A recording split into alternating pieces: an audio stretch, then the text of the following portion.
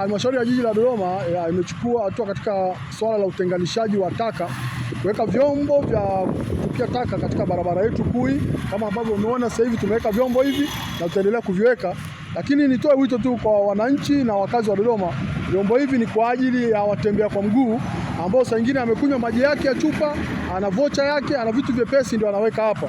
Vyombo hivi si kwa ajili ya taka kutoka katika majumba, kutoka katika biashara zetu, kutoka katika mahoteli. Hivi ni vyombo kwa ajili ya kutupia taka nyepesi.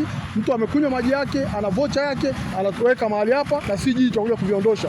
Ni marufuku kabisa kutupa taka za majumbani, taka za kwenye biashara au taka zingine zote zisizoruhusiwa. Mfumo unaotumika kuondosha taka za majumbani, kwenye biashara na taka zingine utaendelea kutumika ule ule. Na tutakayembaini mahali hapa, sheria yetu iko wazi, faini ni shilingi 300,000 na atalazimika kutengeneza chombo kingine kama hiki ambacho tutakiweka kwenye maeneo mengine. Kwa hiyo nitoe wito kwa wananchi wa Dodoma kutumia vyombo hivi kutupa taka nyepesi, na wasitupe takataka ovyo, bali watumie vyombo vyetu ambavyo tunavyo mahali hapa katika kutupa taka nyepesi kwa wale wote wanaotembea kwa miguu. Na kwenye swala la ulinzi, tuwe walinzi sisi wananchi, mbali na kamera ambazo tumezifunga katika jiji letu la Dodoma ambazo zilizinduliwa na Mwenge wa Uhuru 2026, lakini vile vile kuna mtu ambaye atafanya patrol ya kupita hapa kila siku kwa ajili ya kuvikagua. Lakini vile vile walinzi walioko kwenye maeneo hapa, tunaona tuna wenzetu wa Bank of Africa, tuna wenzetu wa Shell, na maeneo pale City Hotel kuna wenzetu wa walinzi.